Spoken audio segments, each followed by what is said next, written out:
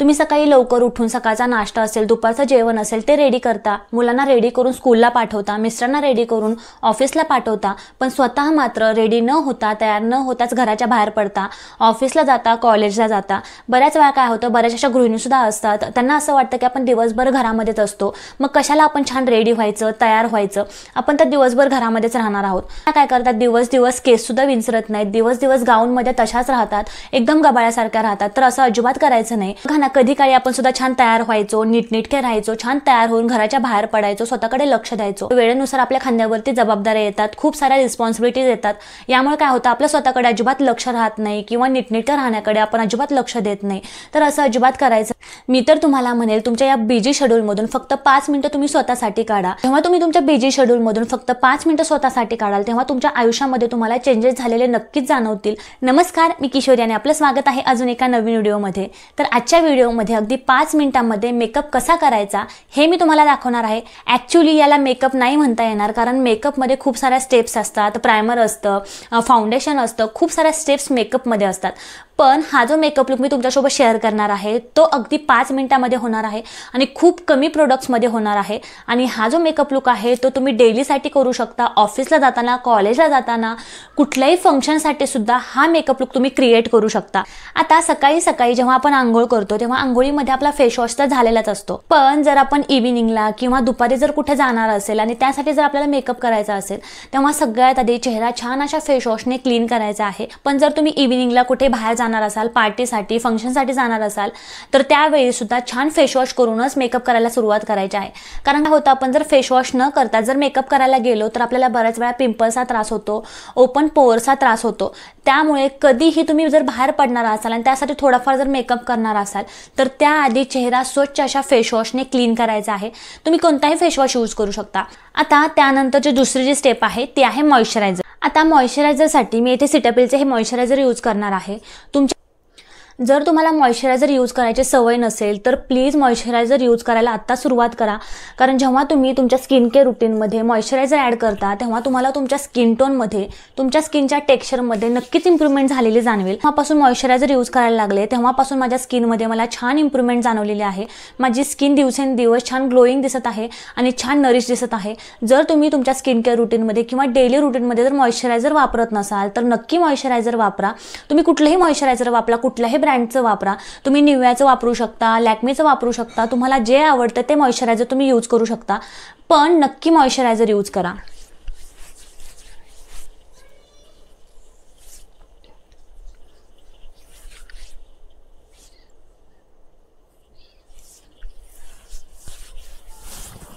याचा दुसरा फायदा म्हणजे आपला जो मेकअप आहे तो सुद्धा छान ग्लोईंग दिसतो, अजिबात आपला मेकअप ड्राय दिसत नाही, आपला फेस अजिबात टॅकी दिसत नाही, एकदम छान असा ग्लोईंग आपला मेकअप दिसतो।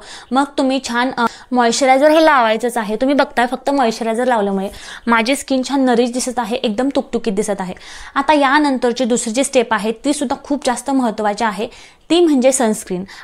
आता बऱ्याच लोकांना असं वाटतं की फक्त उन्हाळ्यामध्ये सनस्क्रीन यूज करायचं असतं, तर असं अजिबात करायचं नाही। कुठलाही ऋतू असू द्या, प्रत्येक ऋतूमध्ये सनस्क्रीन हे लावायचंच आहे। उन्हाळा सुरू होत आहे तर सनस्क्रीन अजिबात स्किप करायचं नाही। तुम्ही मेकअप करा किंवा मेकअप करू नका, पण मॉइश्चरायझर आणि सनस्क्रीन या 2 स्टेप अजिबात स्किप करायच्या नाहीत। मला बऱ्याच कमेंट्स येतात की ताई नॉर्मल स्किनसाठी, सेन्सिटिव्ह स्किनसाठी किंवा ऑइली स्किनसाठी सनस्क्रीन सांग। बऱ्याच कमेंट्स येतात की ताई चांगलं सनस्क्रीन कोणतं आहे, तर मी हे न्यूट्रोजेनाचं सनस्क्रीन 3 वर्षापासून यूज करते।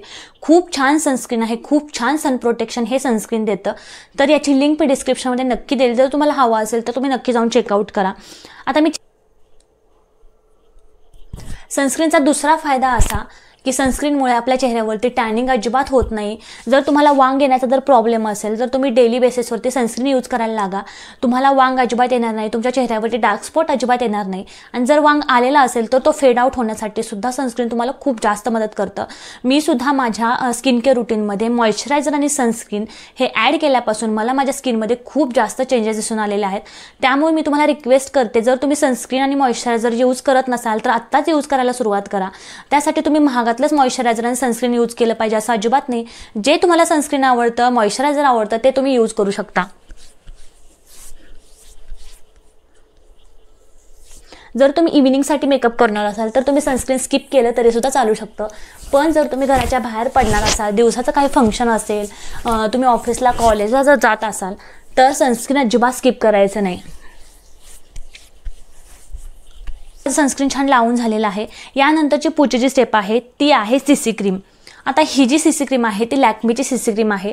मला बऱ्याच जणी विचारतात की ताई सीसी क्रीम यूज करावी की बीबी क्रीम यूज करावी. आता जर तुमची स्किन खूप जास्त ड्राय असेल, खूप जास्त तुमचा चेहरा निस्तेज दिसत असेल तर तुम्ही बीबी क्रीम यूज करा. आणि जर तुमची स्किन खूप जास्त ऑइली असेल, खूप जास्त ऑइल तुमच्या स्किनमधून जर सिक्रेट होत असेल, खूप जास्त चिपचिपा जर तुमचा चेहरा वाटत असेल तर तुम्ही सीसी क्रीम यूज करू शकता. आता खूप साऱ्या ब्रँडच्या सीसी क्रीम मार्केटमध्ये अवेलेबल आहे. त्यापैकी कुठलीही सीसी क्रीम आणि बीबी क्रीम तुम्ही यूज करू शकता. आता खूप थोड्या क्वांटिटीमध्ये सीसी क्रीम लागणार आहे. तुम्ही बघताय फक्त एवढ्या क्वांटिटीमध्ये सीसी क्रीम लागणार आहे. तर ही जी सीसी क्रीम आहे ती डॉट डॉट्स करत सगळ्या चेहऱ्यावरती छान अप्लाय करून घ्यायची आहे. फक्त सीसी क्रीम जर तुम्ही लावली तरी सुद्धा तुम्हाला मेकअप केल्यासारखा इफेक्ट येतो. आणि ही जी सीसी क्रीम आहे ती लावल्यानंतर थोडासा जास्त वेळ जर झाला तर ही जी क्रीम आहे ती छान तुमच्या स्किनमध्ये मर्ज होते आणि त्यानंतर जो ग्लो दिसतो तो एकदम नॅचरल दिसतो. डोळ्याच्या वरती आणि खाली सुद्धा छान लावून घ्यायचे, जेणेकरून आपल्या जर डार्क सर्कल असतील ते सुद्धा छान कव्हर होतील. आता ही जी क्रीम आहे ती छान आपल्या स्किनमध्ये अशा प्रकारे ब्लेंड करून घ्यायची आहे.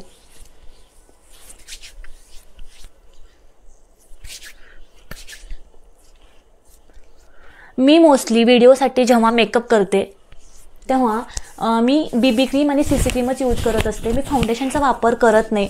जर कुठलं फंक्शन असेल, एखादा मोठा कार्यक्रम असेल तर त्यासाठी जर मला हाय कव्हरेज हवं असेल तरच मी फाउंडेशनचा यूज करते. जर तुम्ही रेग्युलरली फाउंडेशन जर यूज केलं तर तुमची स्किन खराब होते किंवा तुमच्या चेहऱ्यावरचे जे पोअर्स असतात ते ओपन होतात आणि पिंपल्सचा त्रास तुम्हाला होऊ शकतो. त्यामुळे डेली बेसिसवरती फाउंडेशनचा वापर न करता तुम्ही अशा प्रकारचे बीबी क्रीम आणि सीसी क्रीम यूज करू शकता. स्किन फ्रेंडली अशा प्रकारच्या बीबी क्रीम आणि सीसी क्रीम असतात, त्यामुळे तुम्ही डेली बेसिसवरती सुद्धा या क्रीम्स यूज करू शकता. आता छान मी सीसी क्रीम लावून घेतलेलं आहे. त्यानंतरची पुढची स्टेप आहे ती आहे कॉम्पॅक्ट पावडर. आता तुम्ही कॉम्पॅक्ट पावडरच यूज केली पाहिजे असं अजिबात नाही. तुमच्याकडे साधी पाऊंडची पावडर असेल, हिमालयाची पावडर असेल किंवा लूज पावडर असेल, यापैकी कुठलीही पावडर तुम्ही चेहऱ्यावरती लावू शकता. जर तुमच्याकडे कॉम्पॅक्ट पावडर असेल तर तुम्ही कॉम्पॅक्ट पावडर लावा. आता मला बऱ्याच कमेंट्स येतात की ताई सीसी क्रीममध्ये आणि बीबी क्रीममध्ये बरेच शेड्स असतात, मग कशा प्रकारे शेड निवडले पाहिजेत. तर जर तुमची स्किन डार्क टू मीडियम असेल, म्हणजे माझ्यासारखा जर तुमचा रंग हा गव्हाळ असेल किंवा थोडासा डार्क असेल तर तुम्ही सीसी क्रीम आणि बीबी क्रीम निवडताना बीच टोनमध्ये ज्या सीसी क्रीम आणि बीबी क्रीम असतात त्या यूज करा. आणि जर तुमचा रंग मीडियम टू फेअर असेल, म्हणजे तुम्ही थोड्याशा फेअर कलरकडे जात असाल तर बीबी क्रीम आणि सीसी क्रीमचा शेड निवडताना आयव्हरीमध्ये शेड येतात ते तुम्ही यूज करा. म्हणजे तुमचा रंग जर डीप टोनमध्ये असेल तर तुम्ही बेजमध्ये यूज करू शकता. आणि जर तुमचा स्किन टोन थोडासा फेअर असेल तर तुम्ही आयव्हरीमध्ये बीबी क्रीम आणि सीसी क्रीमचे शेड्स यूज करू शकता. आता मी छान सीसी क्रीम लावून घेतलेली आहे. आता ही सीसी क्रीम सेट करणं सुद्धा गरजेचं असतं. फिटमीची ही कॉम्पॅक्ट पावडर यूज करणार आहे. आता जेव्हा पण कधी तुम्ही कॉम्पॅक्ट पावडर लावता तेव्हा अशा प्रकारे डॅब डॅब करतच कॉम्पॅक्ट पावडर लावायची आहे. अजिबात कॉम्पॅक्ट पावडर घासायची नाही. अशा प्रकारे बऱ्याच जणांना घासायची सवय असते, तर तशा प्रकारे घासायची नाही, तर डॅब डॅब करतच कॉम्पॅक्ट पावडर लावायची आहे.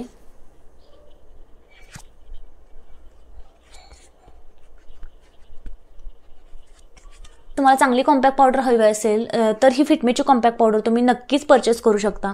खूप सुंदर असं कव्हरेज कॉम्पॅक्ट पावडर देते. छान माझी कॉम्पॅक्ट पावडर लावून झालेली आहे. आता यानंतरची पुढची स्टेप आहे ती म्हणजे मी माझे आयब्रो छान फिल करून घेणार आहे. ही आयब्रो फिल करण्याची जी स्टेप आहे ती अजिबात स्किप करायची नाही. तुम्ही जर आयब्रोज फिल केले तर तुमच्या चेहऱ्यामध्ये तुम्हाला खूप जास्त फरक दिसेल. एकदम छान असा तुमचा चेहरा दिसायला लागेल. त्यामुळे आयब्रोज फिल करायचेच आहेत. बऱ्याच वेळा काय होतं, बऱ्याच जणांच्या आयब्रोज हे एकदम थिन असतात, एकदम पातळ असतात. मेकअप करून सुद्धा चेहरा अजिबात चांगला दिसत नाही. पण जर तुम्ही तुमच्या आयब्रोज चांगल्या प्रकारे फिल केल्या तर तुमचा चेहरा एकदम कोरीव दिसायला लागतो आणि एकदम उठून दिसायला लागतो. त्यामुळे आयब्रोज फिल करायला अजिबात विसरायचं नाही. आता ही जी आयब्रो फिलिंग पॅलेट आहे ती PACची आयब्रो फिलिंग पॅलेट आहे. आता यामध्ये बघताय की 4 शेड्स दिलेले आहेत. डार्क ब्लॅक कलर आहे, थोडासा लाईट ब्लॅक कलर आहे, डार्क ब्राऊन कलर आहे आणि लाईट ब्राऊन कलर आहे. आता नेहमी लक्षात ठेवायचं, जर तुम्हाला मेकअपमध्ये एकदम नॅचरल लुक हवा असेल तर कधीही ब्लॅक कलरच्या आयब्रो पेन्सिलने आयब्रोज फिल करायला जायचं नाही. तर आयब्रोज फिल करण्यासाठी ब्राऊन कलरचीच आयब्रो पेन्सिल यूज करायची आहे किंवा आयब्रो पावडर यूज करायचं आहे. याचं कारण पण मी तुम्हाला सांगते. जेव्हा तुम्ही ब्लॅक कलरने तुमच्या आयब्रोज फिल करता तेव्हा तुम्ही आयब्रोज एकदम रंगवल्यासारखे दिसतात आणि एकदम आर्टिफिशियल दिसतात. पण जर तुम्ही ब्राऊन कलर तुमच्या आयब्रोज फिल केल्या तर तुमच्या ज्या आयब्रोज आहेत ते एकदम नॅचरल दिसतात आणि तुमचा लुक एकदम सुंदर दिसतो. त्यामुळे ब्राऊन कलरनेच आयब्रोज फिल करायचे आहेत. आता ही येतो. जेव्हा तुम्ही आयब्रो पावडर किंवा आयब्रो पॅलेट घेता तेव्हा अशा प्रकारे ब्रश दिला जातो. हा ब्रश तुम्ही बघताय अशा प्रकारचा हा ब्रश आहे आणि मागच्या बाजूला अशा प्रकारचा त्यांनी स्पूली ब्रश दिलेला आहे. आता हा जो ब्रश आहे या ब्रशने मी छान माझ्या आयब्रोज फिल करून घेणार आहे. आता आयब्रोज फिल करण्यासाठी यामधला जो डार्क ब्राऊन कलर आहे तो मी यूज करते. तुम्ही बघताय हा कलर संपत आलेला आहे. हाच कलरने मी माझ्या आयब्रोज फिल करत असते.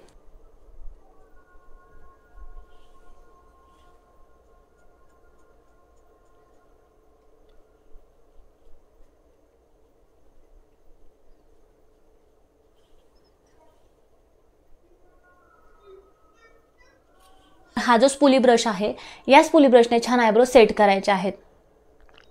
आता तुम्ही म्हणाल ताई एवढा मेकअप करण्यासाठी आपल्याला सकाळी एवढा वेळ असतो का? तर जेव्हा तुम्ही ॲक्च्युअलमध्ये हा मेकअप कराल ना तेव्हा फक्त 5 मिनिटं तुम्हाला लागणार आहेत. आता हा मेकअप करताना मला तुम्हाला बोलावं लागतं, थोडं समजून सांगावं लागतं, त्यामुळे थोडासा जास्त वेळ लागतोय. पण ॲक्च्युअलमध्ये जेव्हा तुम्ही मेकअप करायला घ्याल तेव्हा हार्डली 5 मिनिटामध्ये हा मेकअप लुक क्रिएट होणार आहे. आता तुम्ही डिफरन्स बघू शकताय. माझे जे आयब्रोज आहेत ते असतानाच थोडेसे ब्रॉड आहेत. मला जास्त आयब्रो फिल करण्याची गरज लागत नाही. तरीसुद्धा तुम्ही डिफरन्स बघू शकता. या आयब्रोला छान असा शार्पनेस आलेला आहे आणि हे आयब्रोज थोडेसे अनमॅनेजेबल दिसत आहेत. त्यामुळे आयब्रोज फिल करायचेच आहेत. छान मी आयब्रोज माझ्या फिल करून घेतलेल्या आहेत. आता यानंतरची माझी सगळ्यात फेवरेट जी स्टेप आहे ती आहे काजळ. जर तुम्हाला काजळ अप्लाय करायला आवडत असेल तर तुम्ही काजळ अप्लाय करा. जर आवडत नसेल तर तुम्ही स्किप पण करू शकता. मला पर्सनली काजळ लावायला खूप जास्त आवडतं आणि काजळ जर मी एखाद्या दिवशी जर काजळ नाही लावलं तर माझा चेहरा एकदम आजारी असल्यासारखा दिसतो. एवढं माझ्या चेहऱ्याला काजळाची सवय लागलेली आहे. मला काजळ लावायला प्रचंड आवडतं. आता हे जे काजळ आहे ते नायकाचं आय एम बोल्ड हे काजळ आहे. हे काजळ मी 3 ते 4 वर्ष झाले यूज करते. खूप सुंदर काजळ आहे. जर तुमच्या डोळ्यांना काजळाची ॲलर्जी होत असेल किंवा तुमचे डोळे थोडेसे वॉटरी असतील किंवा लाल जर काजळ लावल्यानंतर तुमचे डोळे होत असतील तर हे काजळ तुमच्यासाठी बेस्ट ऑप्शन आहे. माझे सुद्धा डोळे खूप जास्त सेन्सिटिव्ह आहेत. दुसऱ्या ब्रँडचं जर मी काजळ यूज केलं तर माझे डोळे लाल होतात किंवा माझं डोकं दुखायला लागतं. पण हे काजळ मला छान सूट झालेलं आहे. खूप सुंदर आहे. स्मच प्रूफ आहे, वॉटरप्रूफ आहे. शिवाय यामध्ये क्वांटिटी सुद्धा खूप जास्त दिलेली असते आणि त्यामुळे हे काजळ खूप सुंदर आहे.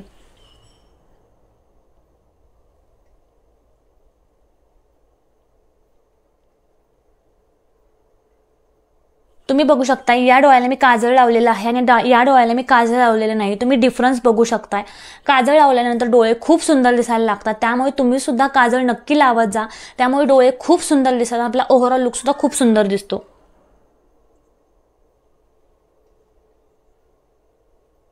आता जर तुम्हाला आयलाइनर लावायला जमत असेल, तुम्ही त्यामध्ये एकदम परफेक्ट असाल तर घाईमध्ये तुम्ही आयलाइनर लावू शकता. पण जर तुम्हाला आयलाइनर लावायला जमत नसेल किंवा एवढी तुमची प्रॅक्टिस नसेल तर तुम्ही आयलाइनर स्किपसुद्धा करू शकता. आता मी डेली बेसिसवरती आयलाइनर लावत नाही तर मी काय करते हे सुद्धा मी तुम्हाला सांगते. हे जे काजळ आहे ते मी फक्त वरच्या बाजूला अशा प्रकारे स्प्रेड करते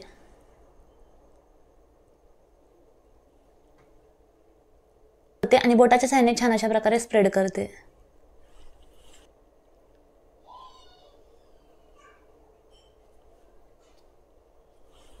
ऑलमोस्ट आपला मेकअप करून झालेला आहे. आता सगळ्यात लास्ट पण तितकीच महत्त्वाची स्टेप म्हणजे लिपस्टिक.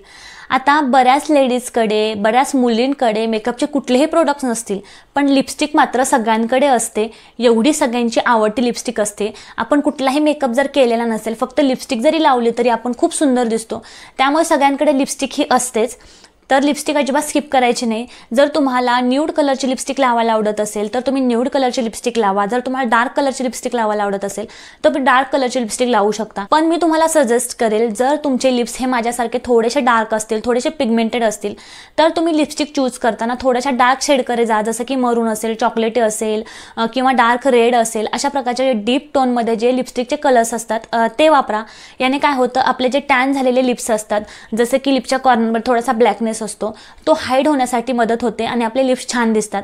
पण या उलट जर आपले लिप्स हे पिगमेंटेड असतील आणि आपण जर न्यूड कलरच्या एकदम फेंट कलरच्या जर लिपस्टिक लावल्या तर ते दिसून येतात, ते अजिबात चांगलं दिसत नाही. त्यामुळे डार्क लिप्स जर तुमचे असतील तर डार्क कलरच्या लिपस्टिक निवडा आणि जर तुमचे लिप्स हे एकदम पिंक असतील तर तुम्ही न्यूड कलरच्या लिपस्टिक यूज करू शकता. त्या खूप सुंदर दिसतात. आता सगळ्यात आधी मी छान लिप लाईन करून घेणार आहे. लिप लाईन करण्यासाठी मी इथे सीवीज ब्युटीची लिप लायनर यूज करणार आहे. तुम्ही लिप लायनर स्किप करू शकता, पण जर तुम्ही लिप लायनर यूज केलं तर तुमचे लिप्स खूप सुंदर दिसतात. आता लिपला लाईन करताना सुद्धा नेहमी लक्षात ठेवायचं, आपले जे लिप्स असतात त्या लिप्सपासून थोडंसं वरती अशा प्रकारे लिप लाईन करून घ्यायच्या. यामुळे काय होतं, आपले लिप्स जर वरचे छोटे असतील तर ते मोठे दिसतात. आता खालच्या बाजूला मी लिप छान लाईन करून घेणार आहे.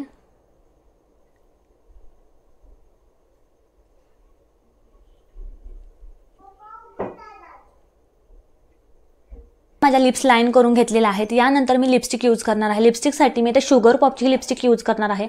हा जो शेड आहे मला प्रचंड आवडतो. याचा जो शेड आहे तो आहे कोका 17 कोका असा या लिपस्टिकचा शेड आहे. याच्या 2 बॉटल मी ऑलरेडी फिनिश केलेल्या आहेत. ही माझी 3री बॉटल आहे आणि ही जी लिपस्टिक आहे ती मी डेली यूज करते.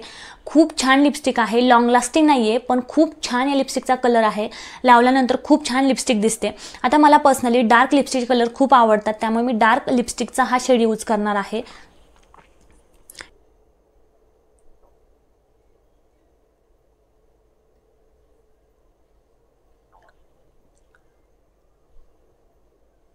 तुम्ही बघताय किती सुंदर लिपस्टिकचा कलर आहे. याची सुद्धा लिंक मी डिस्क्रिप्शनमध्ये नक्की देईल, तुम्ही नक्की जाऊन चेकआउट करा. आता लास्टची स्टेप आहे ती आहे ब्लश ॲप्लिकेशन. जर तुम्हाला ब्लश लावायला आवडत नसेल तर तुम्ही स्किप करू शकता. मला पर्सनली ब्लश लावायला खूप जास्त आवडतं, त्यामुळे मी थोडासा ब्लश लावणार आहे. हा जो ब्लश आहे तो सुद्धा PSAचा ब्लश आहे. पीच टोनमध्ये हा ब्लश आहे. खूप सुंदर आहे. क्रीमी फॉर्ममध्ये आहे, पावडर फॉर्ममध्ये नाही आहे. जर तुमची स्किन ड्राय असेल तर अशा प्रकारचा क्रीमी फॉर्ममध्ये तुम्ही ब्लश यूज करा. आता याचा तो टोन बघताय तो पीच टोन आहे. जर तुमचा रंग सावळा असेल तर तुम्ही पीच टोनमध्ये ब्लश यूज करा. जर तुमचा रंग गोरा असेल तर तुम्ही पिंक टोनमध्ये जे ब्लशेस येतात ते यूज करा. एकदम थोडासा ब्लश मी घेणार आहे आणि छान अप्लाय करणार आहे. इथे अप्लाय करायचा ब्लश आणि हाताच्या सहाय्याने मी छान ब्लेंड करणार आहे. एकदम थोडासा ब्लश मी लावलेला आहे, तुम्ही बघताय. जास्त ब्लश अजिबात यूज करायचं नाही. जेव्हा तुम्ही बाहेर मेकअप करून अशा प्रकारे थोडासा मेकअप करून जाणार असाल तर एकदम लाईट ब्लश यूज करायचा. डार्क अजिबात ब्लश यूज करायचं नाही. नाकाला सुद्धा छान अप्लाय करायचा जेणेकरून छान आपला चेहरा ग्लोई दिसेल. जर तुम्ही अशा प्रकारेच छान तयार होऊन घराच्या बाहेर पडलात, ऑफिसला गेलात, कॉलेजला गेलात तर किती छान होईल ना. कारण काय होत असतं, जेव्हा आपण स्वतःकडे लक्ष देतो, छान तयार होतो, नीटनेटके राहतो, तेव्हा आपल्या आजूबाजूचे लोक आहेत त्यांचा आपल्याकडे बघण्याचा दृष्टिकोन बदलतो. स्पेशली आपल्याला स्वतःला खूप जास्त प्रसन्न वाटतं, खूप जास्त प्रेझेंटेबल वाटतं, आपण छान दिसतोय असा कॉन्फिडन्स आपल्यामध्ये येतो. आणि त्यामुळे काय होतं, आपसुकच आपला कॉन्फिडन्स वाढल्यामुळे आपण आपसुकच सुंदर दिसायला लागतो. त्यामुळे अशा प्रकारे नीटनेटकं राहणं, छान प्रेझेंटेबल दिसणं खूप जास्त गरजेचं आहे.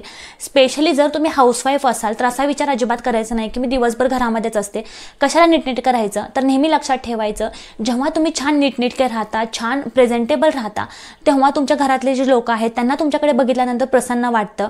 तुमची जी मुलं आहेत ती सुद्धा तुमच्याकडे बघत असतात, आपल्याकडे बघूनच ती शिकतात. जर आपण चांगलं राहिलं, प्रेझेंटेबल राहिलं, ती सुद्धा तशाच प्रकारे छान राहतात, प्रेझेंटेबल राहतात आणि आपल्याला स्वतःला सुद्धा खूप छान वाटतं की आपण छान दिसतोय. त्यामुळे स्वतःकडे लक्ष द्या. तुमच्या बिझी शेड्यूलमधून फक्त 5 मिनिटं स्वतःसाठी काढा. 5 मिनिटांमध्ये तुम्ही जर अशा प्रकारे रोज तयार झालात, प्रेझेंटेबल दिसायला लागलात तर तुमच्या लाईफमध्ये तुम्हाला नक्कीच चेंजेस दिसतील आणि तुमचा सुद्धा दृष्टिकोन आयुष्याकडे बघण्याचा पॉझिटिव्ह होईल. त्यामुळे 5 मिनिटांमध्ये होणारा हा झटपट मेकअप लुक नक्की ट्राय करा आणि याची जर तुम्हाला सवय झाली तर हार्डली 5 मिनिटांमध्ये हा मेकअप लुक तयार करू शकता, क्रिएट करू शकता. तर आजचा हा व्हिडिओ तुम्हाला कसा वाटला हे मला कमेंट करून नक्की सांगा. लाईक करा, सबस्क्राईब करायला अजिबात विसरू नका. अजून मी कोणत्या विषयावरती व्हिडिओ बनवावेत असं जर तुम्हाला वाटत असेल तेही मला कमेंटमध्ये नक्की सांगा. पुढच्या वेळी त्या विषयावरती व्हिडिओ मी नक्कीच घेऊन येईल. आजपुरतं एवढंच. पुढच्या व्हिडिओमध्ये भेटूया अजून एका नवीन विषयासह. तोपर्यंत थँक्यू.